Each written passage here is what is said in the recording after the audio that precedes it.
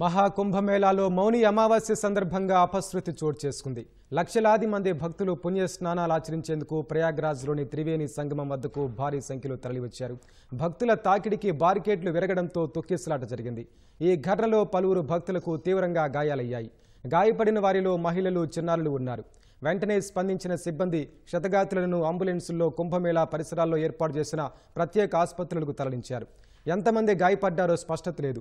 గాయపడిన వారిలో కొందరిని కర్ణాటకకు చెందిన భక్తులుగా అధికారులు గుర్తించారు. 25 నుంచి 30 మంది మహిళలను ఆసుపత్రిలో చేర్పించినట్లు తెలిసింది.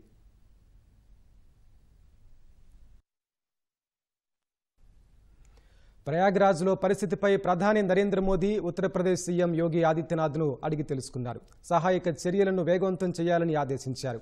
మౌని అమావాస్య రోజు దాదాపు 10 కోట్ల మంది భక్తులు పుణ్య స్నానాలు చేస్తారని అంచనా.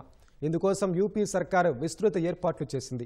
తొక్కిసలాట వంటి పరిస్థితి తలెత్తిన నేపథ్యంలో అఖాడాలకు చెందిన సాధువులు అమృత స్నానం చేయకూడదని నిర్ణయించుకున్నారు.